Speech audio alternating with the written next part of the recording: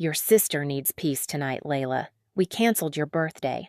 My mother said it casually, like she was canceling a dentist appointment, not my 18th birthday, not the one night I'd waited years for. I stood there in the half-lit backyard decorations, still swaying in the warm Arizona breeze, chocolate chip cookies cooling on the table I'd set myself. I didn't shout. I didn't cry. I just blew out the unlit candles one by one and felt something inside me shift quiet, sharp, final. They thought my silence meant surrender. They never imagined it was the start of everything that would unravel next. My name is Layla, and if you'd met my family from the outside, you might have thought we were one of those quiet, stable households people envy. The kind with neat hedges, warm porch lights, and framed vacation photos lining the hallway. And in a way, that illusion was the point. My parents worked hard to keep everything looking perfect, at least where other people could see. Inside, though, I learned early that perfection had a price, and I was usually the one paying it. Growing up with Miranda meant learning to step aside before I even realized what stepping aside meant. She was 5 years older, louder, and according to my mother, more sensitive. Sensitive was always the word. Sensitive when she didn't like the color of her room. Sensitive when she refused to eat what everyone else was having. Sensitive when she slammed doors hard enough to rattle the walls. Whenever she spiraled, the whole house reshaped itself around her moods. And I, quiet, adaptable, stronger than she is, as Mom liked to say, was expected to understand. Just let her have it, Layla. You're good at sharing. Those words followed me through childhood like a shadow. I don't think my parents ever meant to teach me invisibility, but intentions don't erase impact. Miranda got the new clothes. I got her still perfectly good hand-me-downs. She picked the TV shows. I watched whatever was left. She got the bigger bedroom. I got the one Mom said had better morning light, as if sunlight compensated for always feeling second. Still, I tried not to resent any of it. I truly did. I told myself every family had its imbalances, and as long as I stayed patient, things might even out one day. And for a long time, that belief kept me steady. But turning 18 felt like a milestone, a moment that belonged to me. My parents had even suggested throwing a backyard celebration, something small but meaningful. I helped shop for decorations, arranged the lights-baked cookies using a recipe my grandmother once taught me. For the first time, it felt like the spotlight might shift even briefly. Maybe that's why the emptiness stung so sharply, the untouched plates, the quiet phone, the sunset sinking behind our fence while I waited for people who would never arrive. Because the truth hit me long before Mom said the words out loud. In this family, even my 18th birthday couldn't belong to me. By the time the sky turned fully dark, the backyard felt like a stage after the actors had abandoned the play. The streamers fluttered in the warm air, the lights buzzed gently overhead, and every part of me tried to make sense of the silence. I kept checking my phone, refreshing my messages, convincing myself there had to be a traffic delay or a mix-up with the time. Anything but this. But nothing came. At 9 o'clock, the quiet became too loud to stand, so I finally walked inside. My parents were curled up on the couch, the TV casting a pale glow across their faces. They didn't look startled when they saw me, just mildly annoyed, like I'd interrupted something important. "Where is everyone?" I asked, my voice thinner than I meant it to be. Daniel didn't look up from the remote. "We canceled the party, Layla. You know how delicate Miranda is right now." I stared at them, waiting for a punchline that didn't come. "You canceled my 18th birthday. Because Miranda's upset she couldn't go on her trip." Elise sighed the way she always did when she thought I was being unreasonable. "She's been crying for 2 days. You know how hard this week has been on her. I didn't know whether to laugh or scream. She's 23. I'm the one turning 18. Before either of them could answer, footsteps echoed from the stairs. Miranda appeared wrapped in a satin robe, her hair perfectly brushed despite her supposed meltdown. She leaned against the railing like she was gracing us with her presence. "What's with the yelling?" she asked, her voice dripping boredom. "You're stressing me out." Something inside me snapped, not loud, not explosive, but sharp. "You canceled my birthday for her tantrum," I said, pointing at her.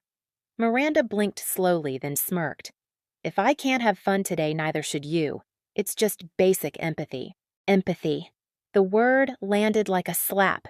For years, I'd been told to empathize with her moods, her wants, her crises, but she'd never once been asked to empathize with mine.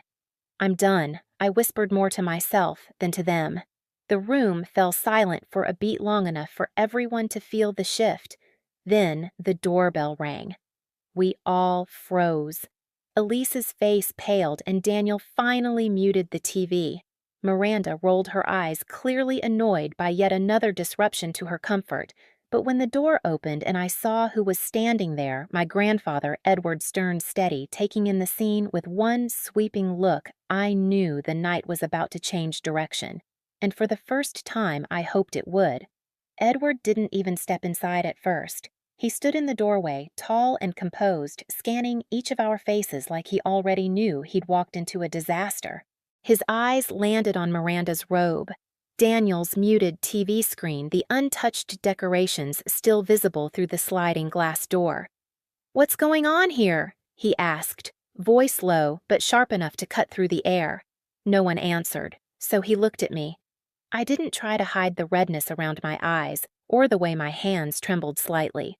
For once, I didn't feel the urge to protect the family image.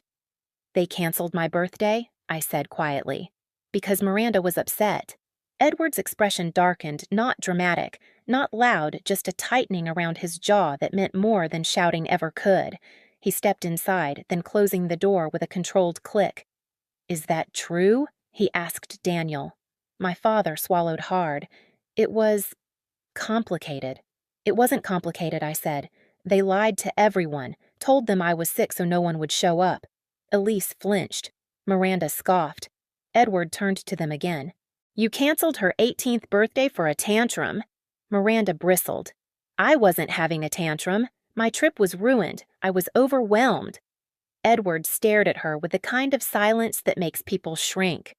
"You're 23, he said flatly. "And she's 18. Then he looked at my parents. "And you catered to that?" The room was so quiet I could hear the ceiling fan ticking. Daniel finally cracked. "Edward, you don't understand how sensitive she gets. We were trying to avoid a bigger problem." Edward let out a breath, slow, disappointed. "I've supported this family for years," he said, his tone even, but unwavering. "And I thought I was helping you raise 2 daughters with fairness and dignity, but what I'm seeing tonight—" "That's not dignity." Elise looked startled. "You've supported Edward, please." He cut her off with one lifted hand. Then he turned to me again, his voice softening in a way it never had for anyone else in this house. "Layla, do you want to leave with me?" The question hit deeper than I expected. Not because I didn't know the answer, but because no one had ever given me a choice before. "Yes," I said, not loud, not shaking, just certain. I saw it then, the moment something cracked behind Elise's eyes. Not fear of losing me, fear of what my leaving meant for them. Edward nodded once. "Go pack, sweetheart." And for the first time in 18 years, I walked upstairs without looking back. I packed faster than I ever had in my life. Not because I was afraid someone would stop me, but because for the first time the weight in my chest felt like it was lifting. Each folded shirt, each book I tucked into my bag, each quiet click of a zipper felt like reclaiming something I didn't even know I'd lost. My room had always felt temporary, like a place I borrowed, not a place I belonged. But now, walking out of it with everything that was mine, it finally made sense why. When I came downstairs with my suitcase, the air was tight enough to touch. Elise stood near the kitchen island, arms crossed, her face crumbling between disbelief and insult. Daniel hovered behind the couch, looking helpless. Miranda sat on the bottom stair, legs crossed, staring at her nails like the whole night inconvenienced her. Edward stood by the front door waiting for me like he had been doing it my whole life. "Ready?" he asked. I nodded, but before we could leave, Elise stepped forward. "Layla, sweetheart, don't be impulsive. Your sister didn't mean to hurt you. We can fix this. We can plan another celebration." "You canceled the one I had," I said, not raising my voice. "And you didn't even tell me." "It was a misunderstanding," Daniel added. "No," I replied. "It was a pattern." That shut him up. Miranda let out a dramatic huff. "Oh my God, Layla, stop acting like a martyr." It was just a birthday. People cancel things all the time. I turned to her slowly. You're right. People do cancel things. But only in this house does one daughter have to disappear for the other to feel okay. She rolled her eyes. You're so dramatic. Edward stepped closer. Enough. Everyone paused. He wasn't loud. He wasn't angry. But the authority in his voice rearranged the room. I'll say this once Edward told my parents. You've treated Layla like an afterthought for years, and tonight proved it. I won't be part of it anymore. Daniel's face went pale.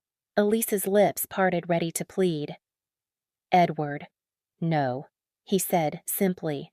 This isn't a negotiation. He motioned toward the door, and I followed him outside. The night air felt cooler than it had before, softer against my skin, like the world itself was opening a new door, but it wasn't over. Not by a long shot. Because the next morning, my phone started buzzing nonstop. At first, it was Elise, please come home so we can talk. We didn't mean for things to get so emotional. Then Daniel. Your mom and I want to apologize. Miranda is very fragile right now.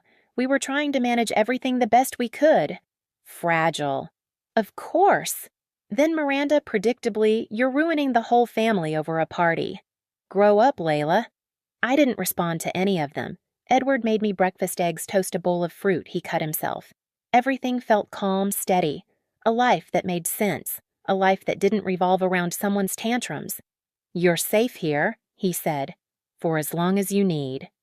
For a week, I lived in peace. No yelling, no walking on eggshells. Caleb walked me home from school every day, checking in without questions. Edward helped me look at colleges and scholarships, proud of every step I took. But my parents didn't stop. They escalated. We miss you. We want to fix things. You belong home. Then finally, if you want to return, tell us what you need from us.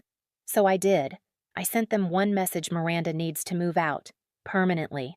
It wasn't about revenge. It was about clarity. If they chose her again, even when it meant losing me, then I'd finally have my answer. Daniel responded first. We can discuss it. Then Elise. We just want our family whole again. But Miranda? She sent nothing. And then 2 days of silence. On the third day, while I walked with Caleb from school, a silver car idled near the curb. My stomach dropped as soon as I saw who was leaning against it, Miranda. She pushed off the hood the moment she spotted me. We need to talk. Not without him, I said, nodding toward Caleb. She sneered at him. I'm not talking to your guard dog. Then you're not talking to me, I replied. Her jaw tightened. You're destroying Mom and Dad. They're a mess. They haven't slept. They're terrified Edward's going to cut them off. I stopped walking, terrified of losing money, not terrified of losing me. You're twisting things. No, I'm telling the truth. That's when she completely snapped. She lunged at me, grabbing my wrist. Caleb stepped between us, instantly pulling her off me with ease. Walk away, he told her. But Miranda, in perfect Miranda fashion, escalated instead. You think you're better than me now, living with Grandpa. You're nothing without this family. I was nothing in this family, I said. I didn't yell. I didn't cry. But I did lift my hand and give her one clear warning. If you touch me again, I will call the police. Her eyes widened, not from fear, but from disbelief that someone finally told her no. She didn't follow us after that, because she knew that line wasn't moving. That night, I told Edward everything. He wanted to call the police immediately, but I shook my head. She got the message, I said. That's enough. He looked at me for a long moment, then nodded. I'm proud of you. 2 days later, my parents finally responded to my ultimatum, and their message told me everything. We've decided Miranda will continue living with us. You've shown us you can't be trusted. You're manipulative, jealous, and ungrateful. We only wanted you back to help repair things with Edward, but we'll manage without you. The words didn't hurt. They confirmed what I'd known for years, so I blocked them. And for the first time in my life, the silence felt like freedom. Miranda tried to post something online about toxic siblings, but it backfired instantly. Everyone knew the truth by then. Every cousin, every aunt, Every person who used to fill our house with holiday chatter, they all drifted away from my parents. The image of a perfect family didn't survive 2 weeks without me holding up my corner of it. The fall was slow, then sudden. Daniel's accounting office lost clients. Elise pulled away from her friends. Miranda eventually moved out, not by choice, but because the house was shrinking under all the tension. And I watched it all from a distance. Quietly. Without interference. Without satisfaction, or maybe with a kind that didn't need a spotlight. Because I didn't destroy their life. I simply stepped out of the space they kept me trapped in. And the emptiness revealed what had been cracking long before I ever left. Life at Edward's house settled into a rhythm so gentle it almost felt unreal. Mornings were quiet sunlight slipping through the kitchen windows, the smell of fresh coffee, the soft scrape of Edward's newspaper against the table. No slammed doors, no whispered arguments behind walls, no walking on eggshells bracing for someone else's mood. For the first time, my days belonged to me. I focused on school, on applications, on the future I'd never been allowed to imagine. When my acceptance letter came from a university in northern Arizona, Edward hugged me like I'd given him a second life. "You earned this," he said, "every bit of it." Caleb drove me to tour the campus one weekend, and the drive felt strangely symbolic: open road pine trees, no detours back into old pain. We weren't rushing anything, but being around him made everything feel lighter, steadier. Someone who didn't expect me to shrink so others could breathe. Meanwhile, news about my parents reached me in small fragments through relatives who still spoke to Edward, through friends who'd seen Miranda moving boxes into a tiny apartment across town. The perfect picture they'd spent years curating had finally cracked beyond repair. They weren't ruined, not in a dramatic way, just unraveling. Quietly, naturally. Exactly how I had left. I didn't celebrate it. I didn't post about it. I didn't send a single "I told you so." That wasn't the point. Watching from afar, I realized something simple and surprising.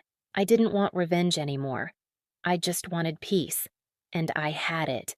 One evening, sitting on Edward's back patio, I looked at the mountain line glowing under the setting sun and felt something loosen inside me, a final thread snapping free. Leaving hadn't broken me. It had rebuilt me. If there's one thing I learned, it's this. Sometimes the loudest decision you'll ever make is walking away. My parents thought my silence meant surrender, but it became the only boundary they couldn't twist or ignore. And once I stepped out of their shadow, my life finally began to feel like mine: steady, simple, real. If any part of my story feels familiar to you, know this. You're not dramatic, you're not ungrateful, and you're not alone. Share your story in the comments.